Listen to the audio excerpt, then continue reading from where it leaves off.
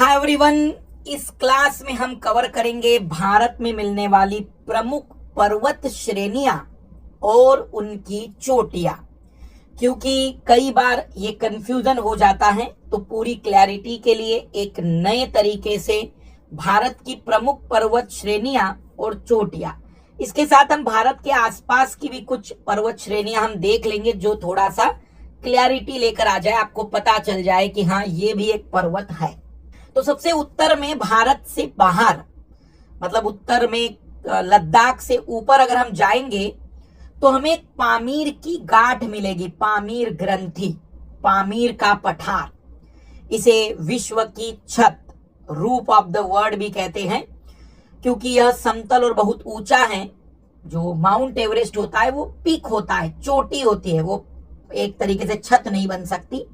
इसलिए पामीर का जो पठार है काफी ऊंचा पठार है, तो इसलिए उसको विश्व की छत कहते हैं, पर इसको गांठ भी कहते हैं। क्योंकि पामीर के अगर हम ध्यान से देखें तो पामीर के बाई ओर हमें हिंदू कुश पर्वत श्रेणी मिलती है, उसके बाई ओर हमें कुनलून श्रेणी मिलती है। फिर भारत में प्रवेश करते हैं। सबसे पहली श्रेणी जो कि भारत में हमें उत्तर से दक्षिण की ओर मिलेगी, काराकोरम श्रेणी है। ये हिमालय का हिस्सा नहीं, पार हिमालय का हिस्सा कहलाता है, ट्रांस हिमालय का हिस्सा कहलाता है। इस काराकोरम की सबसे ऊंची चोटी केटू या गॉडविन ऑस्टिन है। ये काराकोरम की ऊंची चोटी केटू भारत की सबसे ऊंची चोटी है। दुनिया की सबसे ऊंची चोटी माउंट एवरेस्ट है, जो नेपाल में है। कई लोगों को लगता है भारत में, नेपाल में है माउंट एवरेस्ट, जो दुनिया की सबसे ऊंची चोटी।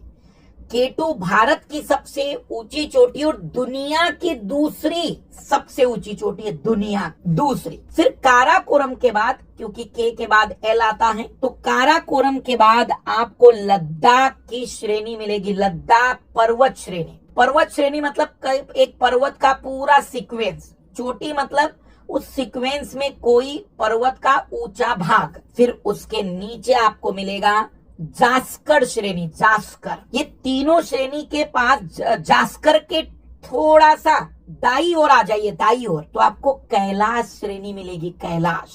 ये वही कैलाश मानसरोवर वाली जो यात्रा के लिए लोग जाते हैं, तिब्बत में है। लेकिन ये चारों श्रेणियां जो अभी मैंने बताई, काराकोरम, लद्दाख, जास्कर और कैलाश, ये पार हिमालय या ट्रांस हिमालय की श्रेणी है। उसके बाद हमें एक कंटिन्यू दीवार जैसा पर्वत मिलता है, बहुत ऊंचा पर्वत, जिसको हम महान हिमालय कहते हैं। इस महान हिमालय की सबसे ऊंची चोटी नेपाल में माउंट एवरेस्ट या सागर माथा कहलाती है। पर इसी महान हिमालय की हमारे देश में सबसे ऊंची चोटी कंचनजंगा है, जो सिक्किम में है, सिक्किम में। अब कंफ्यूज मत होना, भारत की सबसे ऊंची चोटी केटू है ओवरऑल, लेकिन वो हिमालय का हिस्सा नहीं, पार हिमालय, ट्रांस हिमालय का हिस्सा है। महान हिमालय की सबसे ऊंची चोटी, जो भारत की दूसरी ऊंची चोटी है, लेकिन महान हिमालय की सबसे ऊंची चोटी है कंचनजंगा, सिक्किम में। फिर भारत की एक और ऊंची चोटी उत्तराखंड में नंदा देवी है, नंदा देवी।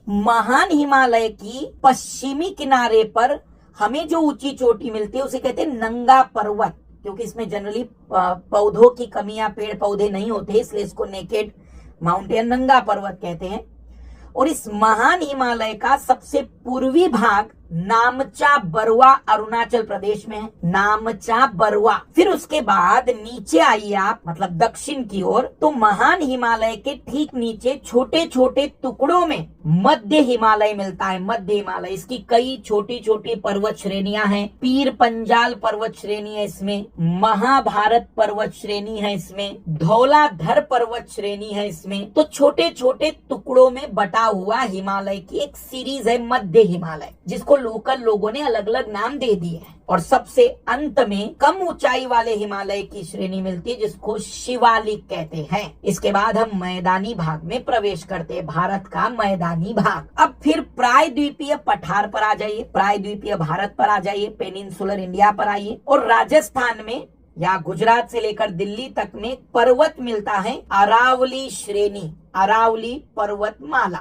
दुनिया का सबसे पुराना वलित पर्वत है ये। इसकी सबसे ऊंची चोटी गुरु शिखर है, गुरु शिखर चोटी का नाम। और जो पर्वत है उस पर्वत का नाम माउंट आबू, और ऐसे पर्वत की पूरी श्रेणी का नाम अरावली। तो अरावली पर्वत श्रेणी में माउंट आबू पर्वत, पर्वत की चोटी का नाम गुरु शिखर। फिर थोड़ा नीचे की ओर आइए तो आपको एक विंध्य पर्वत की श्रेणी मिलेगी। विंध्य के नीचे सतपुड़ा पर्वत श्रेणी मिलेगी। सतपुड़ा की सबसे ऊंची चोटी धूपगढ़ है, धूपगढ़। उसके बाद आप और नीचे की ओर आएंगे तो आपको वेस्टर्न घाट, पश्चिमी घाट कंटिन्यू मिलेगा। वेस्टर्न घाट की सबसे ऊंची चोटी आपको दक्षिण भारत में अन्नामलाई की पहाड़ी में, अन्नामलाई की पहाड़ी में अन्नाई मुड़ी के नाम से मिलेगी। तो पहाड़ी का नाम अन्नामलाई, चोटी का नाम अन्नाई मुड़ी। उसकी दूसरी ऊंची चोटी जो कि दक्षिण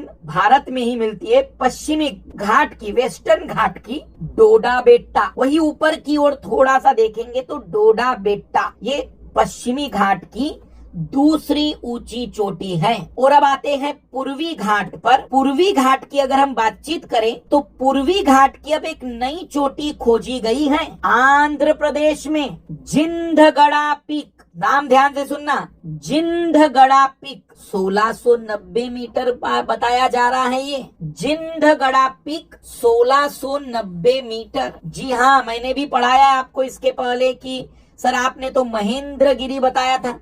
तो महेंद्रगिरी 1501 मीटर ऊंची उड़ीसा में मिलने वाली चोटी है जो पूर्वी घाट की है, लेकिन वो अब दूसरे नंबर की हो गई। पहले नंबर की हो गई आंध्र प्रदेश की जिंदगेड़ा। पूर्वी घाट की सबसे ऊंची चोटी जिंदगड़ा पीक आंध्र प्रदेश की 1690 मीटर और दूसरी महेंद्रगिरी। तो ये भारत में मिलने वाले महत्वपूर्ण पर्वत और उसकी चोटी के बारे में वर्णन किया गया है। कमेंट्स करके जरूर बताया करें और कमेंट जरूर करा करें कि आप कितना कुछ इससे सीख पाए और कितना आपको मतलब इसमें कोई सजेशन देना हो तो सूचित करें। सभी को best of luck. MK live refer code use करते चलिए।